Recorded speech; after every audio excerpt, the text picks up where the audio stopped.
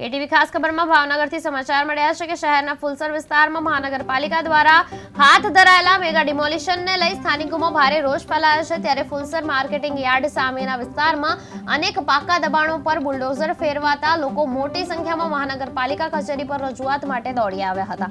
મહાનગરપાલિકા દ્વારા અગાઉ નોટિસ આપી હોવા છતાં દબાણો દૂર ન થતા કાર્યવાહી કરવામાં આવી હતી। જોકે સાંજના સમયે લોકો દ્વારા વિકલ્પ રૂપે અન્ય સ્થળે વ્યવસ્થા આપવા માંગ ઉઠતા સૂત્રોચ્ચાર પણ થયા હતા।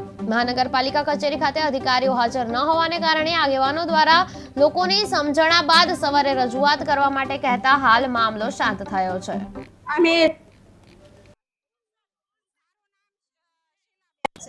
અને ફુલસર આવી છું હું મકાન બધાયના પાડી દીધા છે અને અડધાને આપ્યા છે, અડધાની વ્યવસ્થા કરી છે, અડધાની નથી કરી, એટલે અમે ન્યાય લેવા અડધાની વ્યવસ્થા કરવી પડે ને એને। મારું નામ બાલાભાઈ કાનાભાઈ, રહું છું ફુલસર જગતનાકા મફતનગર એમાં રહું છું। અમારા 80 મકાન હતા।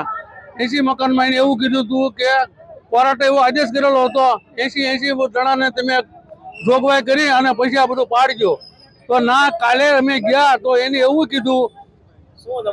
અમારે તકલીફ એ છે કે ભાઈ અમે 50 વર્ષ રહેવી છે તો અત્યારે 5 વર્ષ રે ઈ ઘર ના કરી જાય છે, તો અત્યારે અમે રોડ ની એમ કીધું કે ભાઈ તમારો રોડ